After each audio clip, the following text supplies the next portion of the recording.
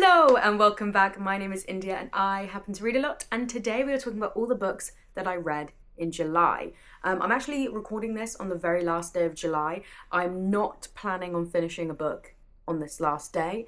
If I even get to the last page, I won't read that final page until tomorrow because I'm committing to this. But yes, July was a pretty good month actually. Very mixed across the board. There wasn't so many 5 stars I'm overwhelmed. There wasn't also so many DNFs that I was overwhelmed. A good, solid month. So we're going to start off with the DNFs. I do DNF quite a lot. I'm a very avid DNFer, to be honest with you. I don't believe in forcing yourself all the way through a book you're not enjoying in the small hope that it gets better. I think the only time I've ever done that once, it was okay. It wasn't, oh my God, this is the best thing, I'm so glad I finished it. 9 times out of 10, I like to also read the last couple of chapters to convince myself, hey, it's not worth reading this book. So I DNF'd 2 books this month. So the first one I DNF'd was A Forgery of Roses by Jessica S. Olsen. I desperately hoped to love this. This was picked by my Wheel of Fate wheel generator as a random backlist book to read because I'm trying to actually tackle my backlist instead of just reading anything new and shiny that comes along. For me, it was very predictable. So I can't remember how long, because this was one of the first books I read this month. I can't remember how far I got, but everything felt very predictable. I knew what I was getting myself into. And also I don't think it helped that in June, I read House of Roots and Ruin by Erin A. Craig, which is literally basically the exact same plot, but low-key slightly better. But it follows young artist brought to a manor house by the matriarch of the family to paint a portrait of the heir to the title. That's what I'm trying to say. And nothing is as it seems in the manor house, and it's hiding secrets. And unfortunately, because it was literally beat for beat, basically the same kind of book, obviously there were some differences, it was just glaringly obvious how much I preferred House of Roots and Ruin, and that this then was incredibly predictable. So I just DNF'd it. I chose my happiness, I chose my peace. The other book I DNF'd, which was really, really sad, was The Night Ends With Fire by KX Song. I read this for my Goodreads reading challenge, which I'm currently taking a break on for the month of August. Well, say a lie. I plan on reading Emily Wilde 2. I keep forgetting its title, which is part of my Goodreads challenge. I'm taking a little bit of a break for my Goodreads challenge, but this was a part of it. This just came down to I was not drawn in, unfortunately. Sometimes you just get books where there's genuinely nothing wrong with it. You just don't feel that pull or that desire to keep reading it, and that's exactly what happened with that book. There is nothing else really to explain. I do think there was a lot of just telling us that the main female character was strong and powerful and not showing that much. I kind of didn't care for the fantasy magical elements, though I did think the romance was interesting. That's the one thing I will give it. Unfortunately, when you know you've got, God, I think I have nearly a library's worth of books to read, you just gotta make a call. And that's fine. Moving on to my 3 and 3.5 star reads. We start off first with Where the Axe is Buried by Ray Naylor, which was a dystopian thriller. I read The Mountain in the Sea. I'm getting the Moana lyrics wrong. When the mountain meets the sea. Ah. That's not even Moana, it's Frozen. Anyway, I keep calling it The Mountain Meets the Sea. It's The Mountain in the Sea by Ray Naylor. It was one of my all-time favourite books 2-3 years ago when I read it. An amazing dystopian thriller. This is what he's become known for. So I was really, really excited to read this. I had no idea what was going on. No clue.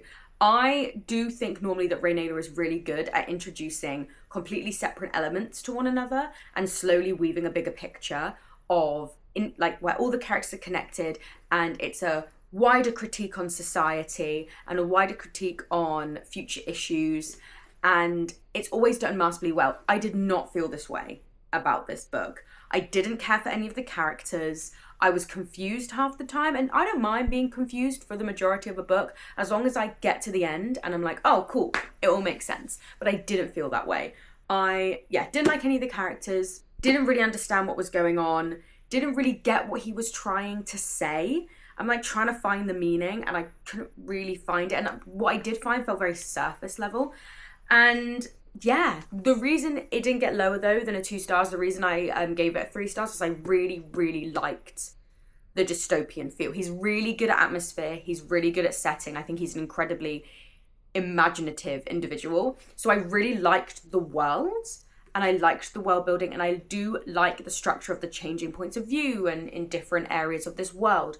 But unfortunately, outside of that, the characters were disappointing and I had no idea what was going on, which made for a disappointing read, and doubly disappointing because of how much I loved The Mountain and the Sea. When the mountain meets the sea. Ah. Then the next 3-star book I read was The Watchmen by Alan Moore.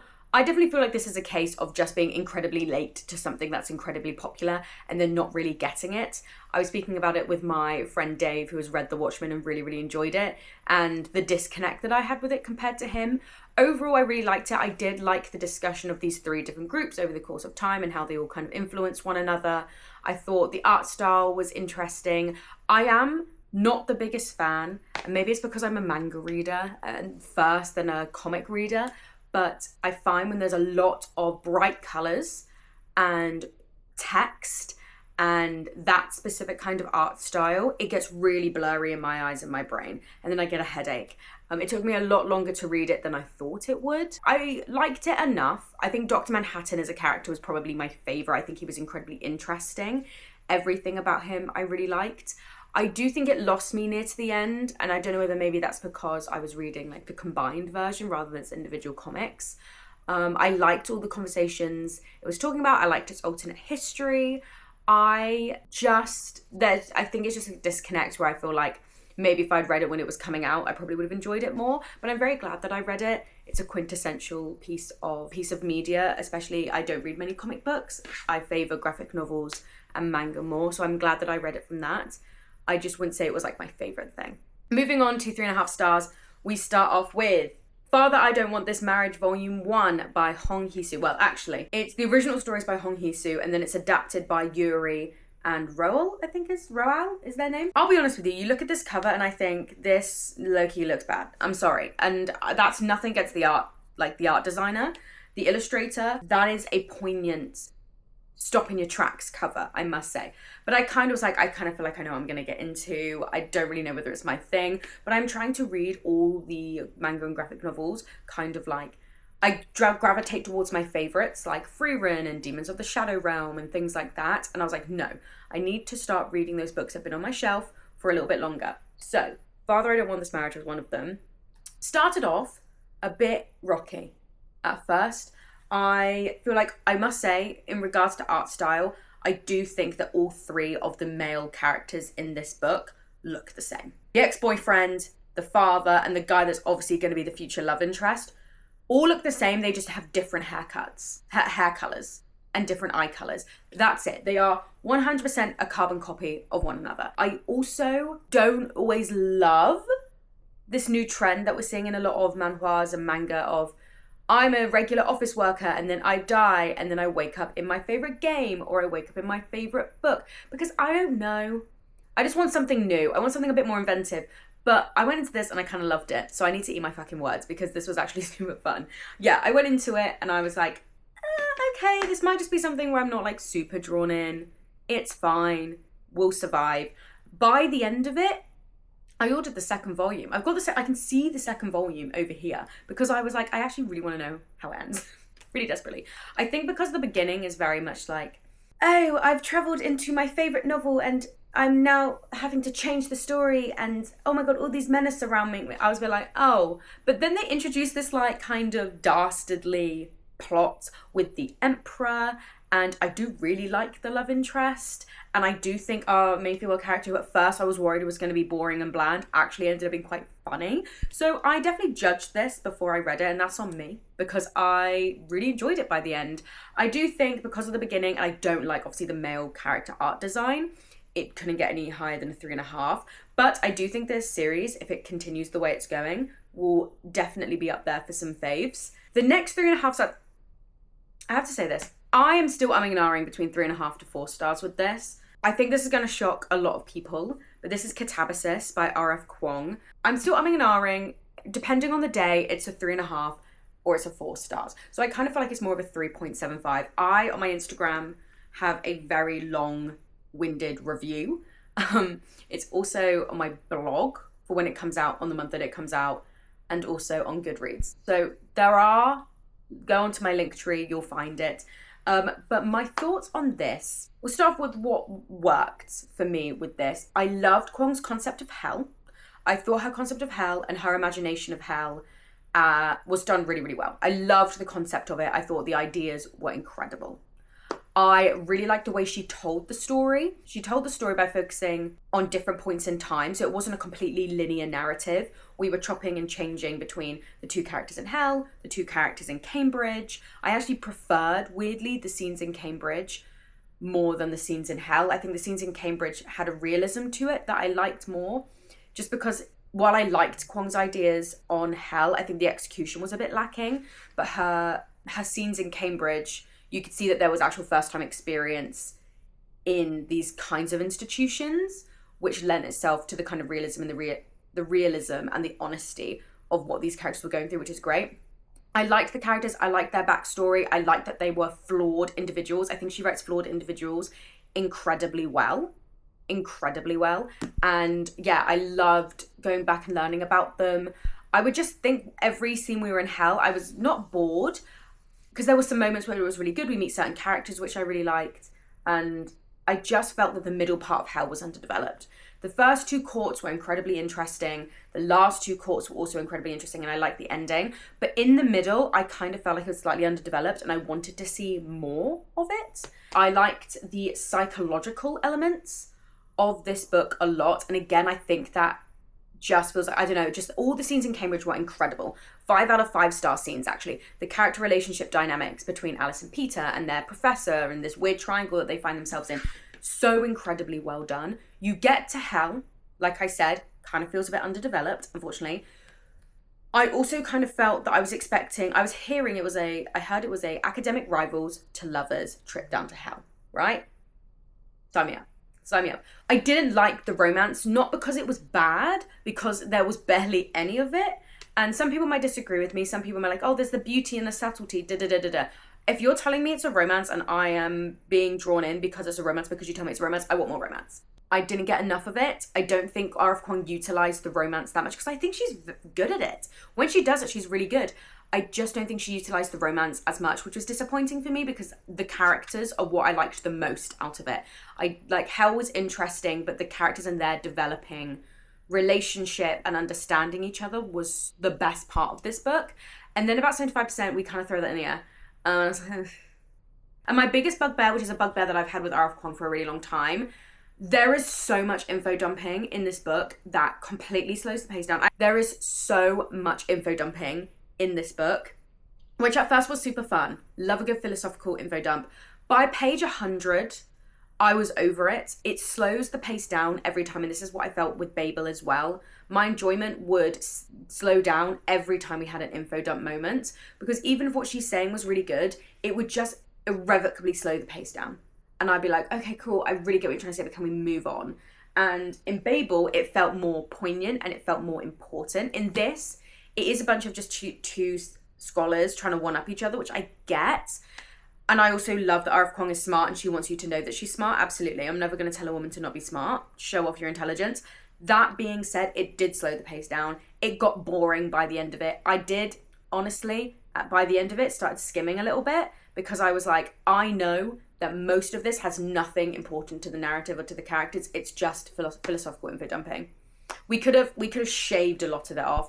And I think that's always what I struggle with R.F. Kuang, because I just then lose interest, because it kind of pulls me out of the story, which is such a shame. I do think if it was just the scenes in Cambridge of two magical scholars realizing that they have a very toxic dynamic with their professor who's trying to pitch them against each other, and there was no kind of hell involved, I think I would have liked it more. I think hell was just a little bit underwhelming for me once I got over, oh, this is a cool idea, which is a shame. But her characterization is perfect. The dynamic between them is great. Wish there was more romance, but their dynamic is great. And I did love the way with the narrative structure that she told the story. I just clearly am too dumb for an R.F. Kuang novel. Then we have one 4.5-star read. We have, oh my god, I just realised the lights have been off this entire time. And then we only have one 4.5-star book on this list, and that is Drifting Dragons Volume 3 by Teku Kuwabara. This is a series that's been kind of flying under the radar for me a little bit. The last 2 volumes have been good. They've been entertaining. I've been loving the art style. But this 3rd volume was incredible. It follows one of the characters on the ship whose name I've now forgotten, Takita, who falls off the airship that she works on and comes into contact with a baby dragon. And it kind of was giving a little bit Nausicaa of the Valley of the Wind vibes, I must say. And it was a beautiful kind of conversation between her and nature and dragons and understanding them. And I feel like this book treats dragon hunting a little bit as a circle of life, and a little bit like they use every element of the dragon. And it kind of talks about how humans and dragons have this cycle of life together where they depend on each other for food and produce and products and things like that, because they don't just use the dragon for food, it's also for oil, it's also for many other things. And I feel like we get to see some really lovely nature scenes in this, and it just, yeah, it gave me really big Nausicaa vibes, and it was a really fucking good time. I'm excited for the rest of the series. And then finally, we have the 2 5-star books that I read this month. This one I literally just finished yesterday morning in time for this wrap up and in time for a very exciting book event that I'm going to today. Literally, after this, I'm going to get myself ready. That's why this makeup is kind of a bit more glammed up than I normally do, because I've got places to be. Somehow I'm important. It's so exciting. Anyway, these are both crime novels. They are historical crime. It feels weird saying anything from like the 50s is historical, because that's only like 15 years before my dad was born. So it's not modern, I'll tell you that much. But we've got 2 crime novels. These are genuinely incredible. So let's get into them. So first up, we have The Murder at World's End by Ross Montgomery. As I said, I'm very excited to be going to an official celebration for the release of this book. This book doesn't actually come out until the end of October. Normally the way that I read new releases is I like to read them the month before they come out. So I wouldn't probably have read this until September, end of September. But because we are going to this big celebration, I wanted to read it before the event, obviously. I feel like it'd be very weird and rude to go up to the publishers and the author and be like, so excited for your book. And they're like, oh, cool. Did you get it? Did you read it? No. I don't know. I just feel like it would be wrong. So my boss is currently, as we speak, speed reading the book because he has just been so busy that he's not had time to read the book properly. He said he's still got like half of it to go. And then my colleague Libby and I both finished it very recently. I finished this yesterday morning. It was actually, you could probably read this in about 2 days. The pacing in this is absolutely incredible. This is everything you want from a historical crime. I loved the setting. It's set on an island just off of Cornwall, and it follows Stephen, an ex-convict who has been brought to World's End, Tithe Hall on World's End, to serve as a second footman for the Stockingham Welt family. And when he gets there, the Lord of the Manor is murdered, and he teams up with Great Aunt Decima, who is the very neglected but incredibly intelligent aunt of the Stockingham Welt family, and they work together to solve the murder. It is so good. I've also realised that I love my new favourite dynamic. I have 2 favourite character dynamics. In romance dynamic, I need really bossy woman who has a very physically intimidating but soft and kind husband. Think of, I don't know if any of you read The Hexologist by Josiah Bancroft. It's that vibe. There's also the mentor Izumi Curtis and her husband from Full Metal Alchemist. That kind of vibe. I don't know what it is. I just love it. And I kind of like the fact that everybody expects him to be like the big aggressor, and he's not. He's just like a cutie. In The Hexologist, he loves to bake. Do you know what I mean? But that's my favourite romantic dynamic. But my favourite platonic dynamic, which has also been proven true in The Tainted Cut by Robert Jackson Bennett, which I read earlier this year, is older female detective.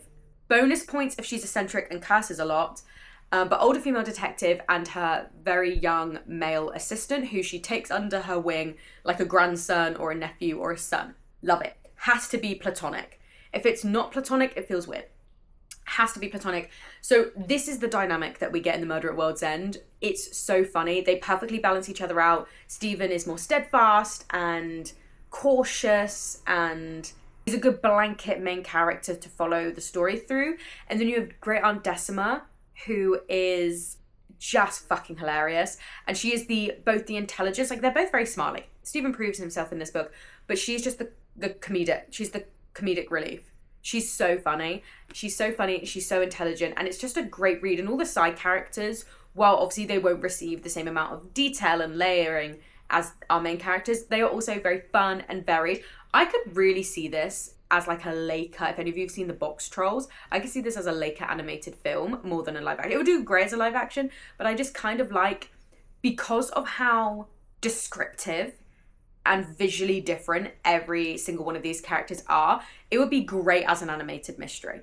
Really, really good. Especially stop motion, because Leica have really great character designs. But yeah, really, really good. Loved the mystery. I kind of thought very early on I was going to figure it out, and I didn't, which was great. The ending had me tearing up. Like, it was so good. Characters were great. Setting was really, really good. Very atmospheric setting. What's also really good in this book is he tells the story mainly through Stephen's point of view, like he's writing a diary. And again, I love the whole thing of I'm writing a diary for my detective friend. Anyway, but also there are little bits of third person omniscient, which is also really good, and newspaper articles, because this book is set during 1910 when Halley's Comet is meant to be seen in the sky, and it causes mass panic, and everybody thinks it's the end of the world. So throughout the book, you also get newspaper extracts of people freaking out about this comet, which I just think is really good, and it kind of brings you back to reality of going, yes, this is a fictional story, but it's like based on historical fact in regards to this actually happened. These are people's actual responses, which I thought was really good. So yeah, a very unexpected. I did not expect to read this anytime soon, but I'm very excited to attend this event later today. It's gonna be good. And then finally, we have The God of the Woods by Liz Moore. This is my favorite book of the month. It is absolutely incredible. I definitely think both of these will definitely, I'm pretty adamant, will make it to my favorite books of the year. I think this has a really good chance. This was fighting with The Tainted Cup by Robert Jackson Bennett for my favorite book of the year, though. Really fighting. I do think ultimately, as a fantasy lover, it's still going to The Tainted Cup by Robert Jackson Bennett, but we're currently in second place. This is really good, and this kicking myself because, as you can see by this, I was sent this last year and I didn't read it, and I'm a fool for doing so. And this won Best Thriller or Best Crime for the Goodreads Choice Awards. And normally, and I've said in so many videos, I don't normally trust the Goodreads Choice Award choosers because they choose favorites, they choose books they haven't read. But every single person that chose this was onto something. This is incredible. It is set in a summer camp over like 25 years of history, following the missing case of the owners of the camp. Missing persons case of their son Bear, who at 8 years old disappears. And then 14 years later, the same thing happens with their daughter, who's 13, Barbara. She goes missing. And we follow all these characters over 25 years of history as we learn more about them, how everybody fits into both mysteries, because it is two mysteries connecting together.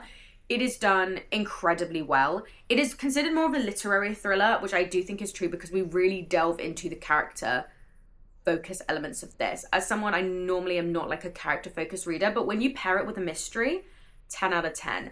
It is genuinely some of the best character work I've read in an incredibly long time. This is like a 500-page book, and I flew through it in no time at all.